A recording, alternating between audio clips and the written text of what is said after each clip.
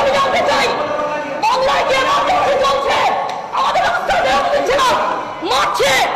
আমি একা ছিলাম, ওকে পিটিয়েছে, পুলিশ বেরোতে নিয়ে এসছে, কোনো সংবিধান মানছে না। এই গভর্নমেন্ট মাস্ট বি স্যাক, এই গভর্নমেন্ট মাস্ট বি স্যাক। আমি পাবলিক রিপ্রেজেন্টেটিভ হিসেবে পাবলিকের জায়গায় এসে বলছি, এই গভর্নমেন্ট মাস্ট বি স্যাক, এই গভর্নমেন্ট মাস্ট বি স্যাক। এটা ভারতবর্ষের সংবিধান। বলুন কোন আইনে যেখানে 144 নেই, 144 থাকলেও 5 জনের বেশি অ্যালাউ করে না। আমরা মাত্র 3 জন ছিলাম। কি ভেবেছে আমাকে বলছে অ্যাসেম্বলিতেও ঢুকতে দেবে না? আমি as MP I am not allowed to enter. কেন ঢুকতে দিয়েছো? গালাগালি দিচ্ছে, লাথি মারছে, মুখে পেটে লাথি মারছে।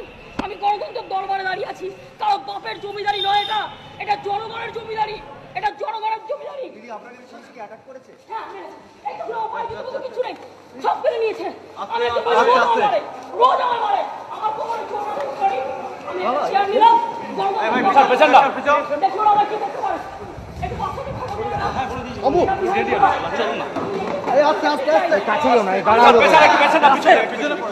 এখানে এমার্জেন্সি ডিক্লেয়ার হয়েছে কিনা আমি জানতে চাই। বেঙ্গল এমার্জেন্সি ডিক্লেয়ার হয়েছে কিনা? I want to know this categorically. কি ভেবেছে আমার পিসফুল অ্যাসেম্বলি আমরা মিছিলে যাইনি? আমি একা মিটিংয়ে যাচ্ছিলাম।